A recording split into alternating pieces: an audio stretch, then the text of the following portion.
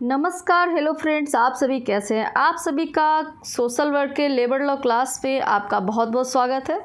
आज ये छठा यहाँ पे क्लासेस है और यहाँ पे आज हम देखेंगे right of security to workers in all situation और इसकी आवश्यकता क्यों पड़ी और इसके अंदर क्या क्या प्रोविजंस है और क्या क्या इंपॉर्टेंट चीज़ें, ये सब को हम आज इस वीडियो में कवर करेंगे। तो जहाँ तक की बात है सेफ्टी की, ऑक्यूपेशनल हेल्थ और सेफ्टी के साथ साथ बेटर इन्वायरमेंट और सेफ इन्वायरमेंट देने के लिए जितने भी 13 एग्जिस्टिंग लेबर लॉज थे उसको सबमर्ज करके occupational safety health and working condition code 2020 बनाया गया है। In this code, the security of interest of workers engaged in factories, mines, plantation, motor transport sector, BD and cigarette workers and contractors like migrant workers has been ensured। इसमें जितने भी workers हैं उनके हर category को, यहाँ तक कि इसमें जितने भी लोग माइंस में काम करते हैं, फैक्ट्रीज़ में काम करते हैं, इस सब प्लांट्स में काम करते हैं, इन सब को यहाँ पे लिया गया है। इन सब के हेल्थ और जो सेफ़ इन्वायरमेंट की जहाँ तक की बात करते हैं, सेफ्टी की बात करते हैं, एक अच्छा ऑक्यूपेशनल हेल्थ देने की बात करते हैं, उन सब का यहाँ पे एकत्रित किया गया है सारे लॉज को। पहले 13 यानी कि 13 एग्जिस्टिंग लॉज थे जो कि इन सब मुद्दों से जुड़ा हुआ था, उन सब को एक साथ जोड़कर एक सिंगल कोड बनाया गया है जिसको occupational safety health and working condition code 2020 बोला जाता है लेबर लॉ में, जिसको कि शॉर्ट में OSH कोड भी बोला जाता है। O फॉर ऑक्यूपेशनल और S for safety and H for health and working condition माना गया है यहाँ पे। तो इसको आप शॉर्ट में OSH कोड भी कह सकते हैं या फिर सेफ्टी, ज़्यादातर लोग जो बातचीत करने के मामले में इसे सेफ्टी कोड भी बोलते हैं। तो 2020 में इसको चेंज किया गया था। पहले के जितने भी 13 एग्जिस्टिंग लॉ थे उनको एक कोड में बना दिया गया। इस लॉ में ये ध्यान में रखा गया है कि जो लोग भी इंटर स्टेट माइग्रेंट्स वर्कर्स होते हैं उनको क्या सुविधाएं दिए जाए जिससे उनको लाभ मिले और उनको मद्देनज़र रखते हुए ये कोड्स बनाए गए हैं, जिसमें पहले से जो एग्जिस्टिंग लॉ है जिसको कहा जाता है anomalies of inter state migrants worker act 1979, उसको भी यहाँ पे एकत्रित किया गया और इस कोड में उसको भी शामिल किया गया है। Earlier only workers appointed by the contractor we recognise as the inter state migrants worker, but अब इसमें क्या हो गया, न्यू प्रोविजंस में जो है वर्कर्स कैन बी आत्मनिर्भर as they can now register themselves as a inter state migrants worker on the national portal. यहाँ पे क्या है, पहले क्या था, जो भी कॉन्ट्रैक्टर के थ्रू जो इंटर स्टेट वर्कर्स काम करते थे उनका ही नाम इसमें ज़्यादा था, लेकिन अब क्या है, एक ऑनलाइन पोर्टल है जहाँ पे जाके कोई भी इंटर स्टेट माइग्रेंट्स वर्कर वहाँ पे अपने आप को रजिस्टर कर सकते हैं और इसका लाभ ले सकते हैं। इससे फ़ायदा क्या हुआ, जो भी वर्कर्स यहाँ पर रजिस्टर्ड होंगे उनको लीगल आइडेंटिटी मिलेगा और उनको जितने भी सोशल सिक्योरिटी के स्कीम्स है उनका बेनिफिट उन्हें डायरेक्टली दे कैन एक्सेस। यहाँ तक कि इस जो लॉ है उसमें इंटर स्टेट जो भी वर्कर्स है, माइग्रेंट वर्कर्स है, उनको आने जाने में जो भी नेटिव प्लेस में आने जाने का जो भी टू एंड फ्रो जर्नी का जो खर्चा है, यानी कि उनको ट्रैवलिंग अलाउंस भी एनुअली दिया जाएगा। तो ये काफ़ी अच्छा चेंजेस था इस लॉ में। और they can provide a appointment letter to the workers has been made mandatory. ऐसा नहीं कि आप लेबर माइग्रेंट्स वर्कर हैं तो आपको अपॉइंटमेंट लेटर नहीं दिया जाएगा, जैसे कि ऐसा माना जाता है कि जो डेली वेज वर्कर्स होते हैं उनको अपॉइंटमेंट लेटर नहीं, जो पढ़े लिखे अच्छे जॉब करते हैं उनको ही मिलेगा, नहीं। बट यहाँ पे इस चेंजेस को किया गया और यहाँ पे सभी को अपॉइंटमेंट लेटर देना है, जितने भी migrants specially inter state migrants होंगे उनको देना है। साथ ही यहाँ पे मैंडेटरी किया गया है फ्री एनुअल हेल्थ चेकअप को वर्कर्स के लिए, जो कि प्रोवाइड किया जाएगा एम्प्लॉयर्स के द्वारा। Those workers who are engaged in building and other construction work is one state and moving to another state benefits from the building and another construction worker sees fund will be provided। वहाँ पे ऐसे worker जो कि specially एक state में काम कर रहे हैं फिर उनको दूसरे स्टेट में भेजा जा रहा है काम करने के लिए, तो वहाँ पे उनको कोई भी तरह का फंड उनको रोका नहीं जाएगा, उनको सीज फंड प्रोवाइड किया जाएगा। Under the one nation one ration card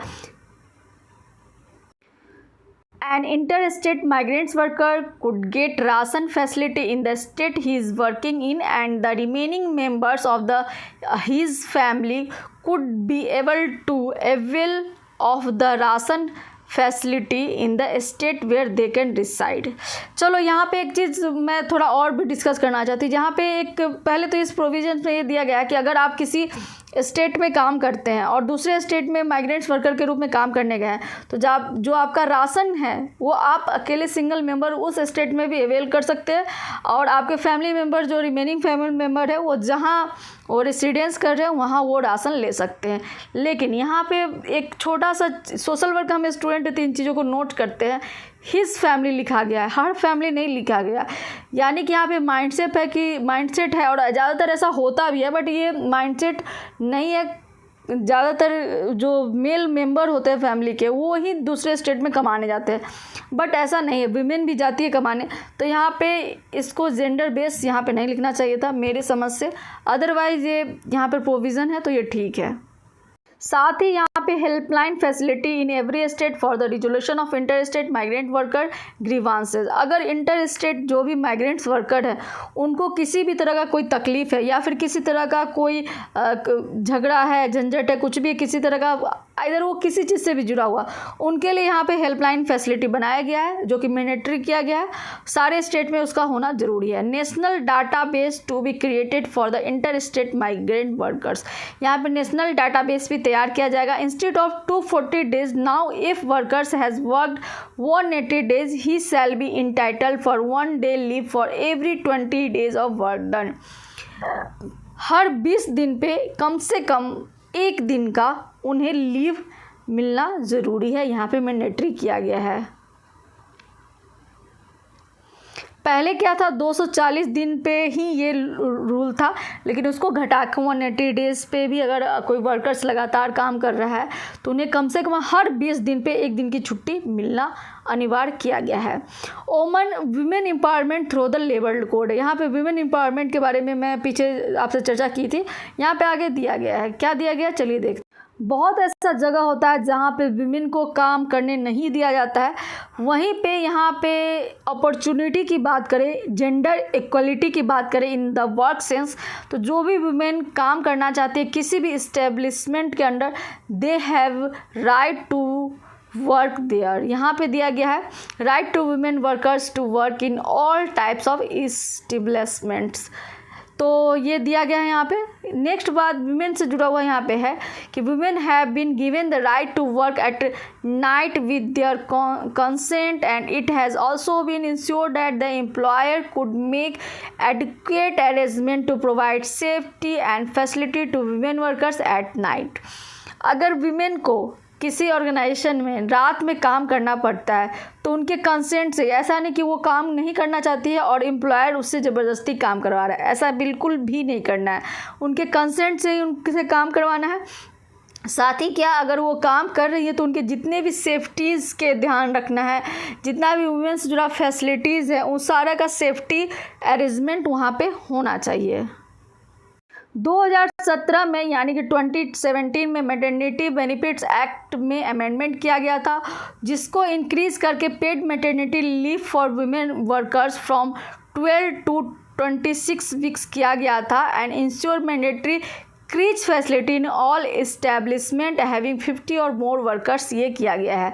जैसे कि जहाँ भी वुमेन वर्कर्स है, स्पेशली कुछ ऐसे ऑर्गेनाइजेशन होते हैं जहाँ वुमेन एम्प्लॉयज़ ज़्यादा हैं, अगर 50 से ज़्यादा अगर वहाँ वुमेन काम करती है तो उन्हें वहाँ पे क्रीज फैसिलिटी भी देना है।